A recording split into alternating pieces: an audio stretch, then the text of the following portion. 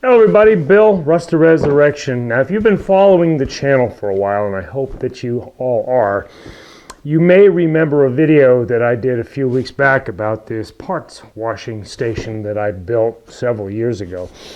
And I mentioned in the video that I had not wanted to buy the powered parts washer with a pump and the reservoir, and because I didn't have money back then. So I built my own, and then I used this Rubbermaid tub to fill up with parts cleaner and then the parts that were in here. Now I wasn't going to replace this. I was just going to use it. But the more I got to thinking about it and the more I got to looking at it, I realized that when I start taking this V6 apart, it's going to be a real tough row to try and clean these parts down inside this bath of cleaner. And it would be much easier to use a parts cleaner where there's a tray and a brush and a pump and all that kind of stuff that's typical of these parts washers. So I bought one. Went over to Harbor Freight, my new favorite store. They only had one, and it was a big one. And you had to order it. They didn't have it in stock. They had to have it shipped, yada yada. So I ended up going to Amazon because if it's not Harbor Freight, it's Amazon. And I looked at a bunch of these, and this little parts washer was one of the highest reviewed ones. And it was a month and a half to get it. I don't know why that was. I almost canceled the order, but I didn't. So it was a month and a half to get this. And then finally one day I got notice that it was shipped, and within a couple days it arrived at my door. So today I am going to unwrap this, unbox this, and I'm going to bring you guys along. This thing should fit inside the cutout or the recess that I did in this tabletop for this Rubbermaid container. So if it does, that means this will fit right in there, and then it'll be seamless from what it used to be to what it is. But in this case, I'll be able to use this parts washer. Now, the downside to this is that it is not a solvent-based parts washer. You have to use water-based because the pumps won't survive. I'm not sure that I have a real issue with that. I use water-based things for a lot of stuff, so we're going to buy that. There were some recommendations on what was the best cleaning solutions to put in it. I'm going to look at them all. I haven't bought that yet. I just want to get this unboxed first. I haven't bought the washing solution yet, but we'll get that done here in the next couple weeks. And then as soon as this is ready to go, then we'll start tearing down the Dauntless V6. So let's unbox this parts washer, and I'll tell you what it is, who made it, and how big it is. First thing we got to do is I got to pull this bin out of the slot that was cut for it in this tabletop. Let's get that done.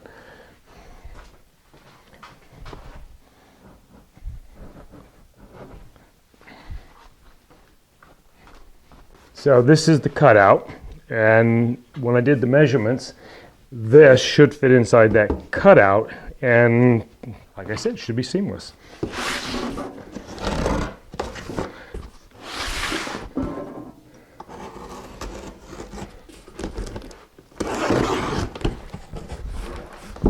Christmas surprise, a box in a box.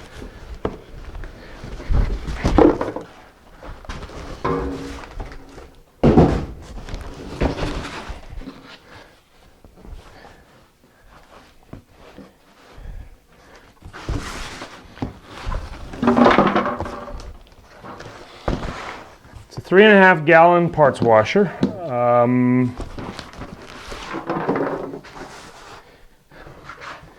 So they call it the Jack Boss, and it is made in China. What's not made in China nowadays? But like I said, it got some really good reviews. Let's get it out of the box.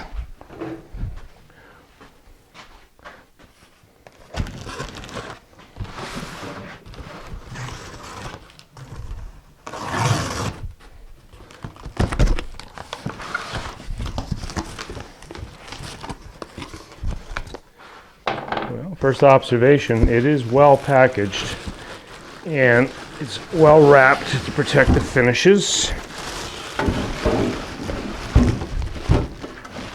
Comes with styrofoam to protect it in shipment.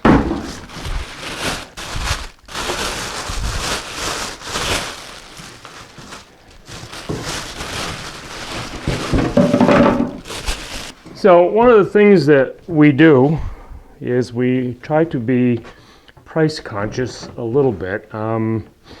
There's always the desire, the want to buy the best that you can, but the best can be really, really expensive. And this one here, one of the problems they had on a lot of the ones that were reviewed were a lot of folks complained that the pumps would burn out.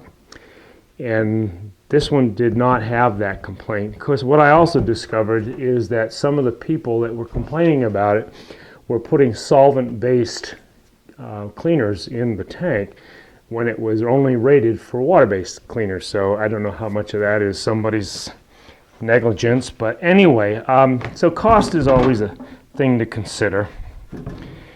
And let me get this in here. Then I'll bring the camera over so you guys can get a closer look at this. First, does it fit? It fits close enough. I may have to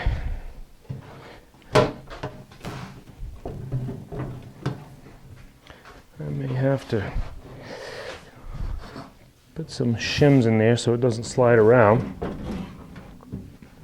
Let me get the camera over here.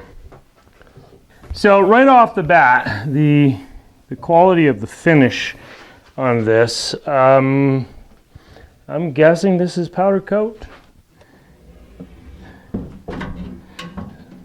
So the hinge is a little bit rough, but I think I can put a little oil on that to keep that so it's a little bit easier. Instructions, but who uses those, right? So it's got the wand that you can position, or the spout that you can position anywhere you want. It has the top where you can put the parts in while you're washing them. What I think I'm going to do when I'm actually using this thing, I don't know if this is going to be a big deal or not. I may turn it around the other way, but this is pretty cool, actually. Let's turn it on and see how it sounds. All right, so obviously I don't want to burn this pump up. So we're just going to turn it on and see if it sounds like it's running.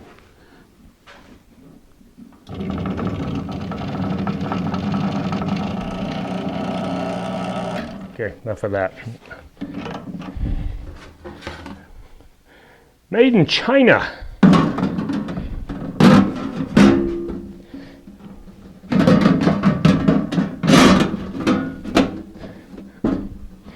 I have to get one of those brushes that go with this so you can brush it and all that kind of stuff. It says the pump is 1/2 gallons per minute output at 110 volt, and it gives the amp ratings for the cords. I think I've got that covered. Warning, it says do not use highly volatile, flammable, or combustible solvents. Parts being cleaned may leave flammable or combustible residue, or may contain flammable or combustible fluids that remain in the parts washer. Check the solvent fumes to verify that they're non-inflammatory or non-flammability. Use only in well-ventilated area. Yeah, I think I got that covered. Never use highly volatile or flammable solvents such as gasoline, toluene,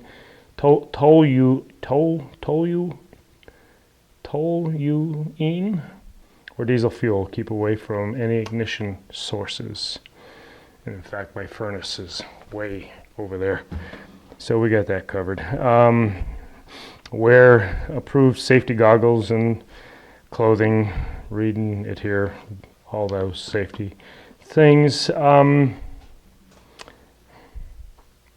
smoking. No smoking. Fusible link assembly. There is no assembly. It is what it is. It says handle. There is no handle. So it is completely assembled and it is completely ready to go. So without actually using it, and of course when I actually start taking this apart, you know, we'll put those parts here on this melamine or melamite or melanite or countertop, whatever you call this stuff. And then we'll start cleaning these parts. And then I am going to need a place to rest the parts so that the fluids drain out.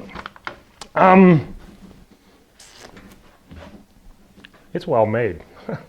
I support American made, but this is well made, and for the money that I paid for this thing, right now I don't have any complaints. I looked at some of the other brands. I looked at Eastwood. The Eastwood one was tinier and more expensive, and it did not get the reviews on Amazon that this one got. So anyway, this was my choice, 3.5 gallon parts washer, and we're going to start using it, and we'll start testing it. When we do the test, I will bring you guys back. It'll be a part of the teardown videos, so we'll talk about both at the same time. Guys, if you enjoyed this video, and I hope you do, subscribe to the channel, give it a thumbs up, ring the bell, all that YouTube stuff. The channel's growing. We've beat our 1,000 subs. Now we just need those watch hours. So guys, I love you for being here, and I will see you in the next video. Bye guys.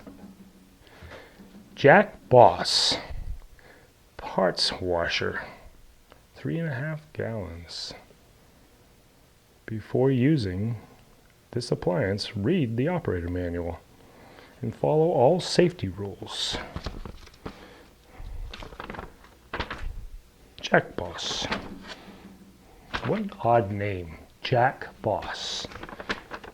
Is there a root to that name? Is there a connection to somebody named Jack? Let me know in the comments.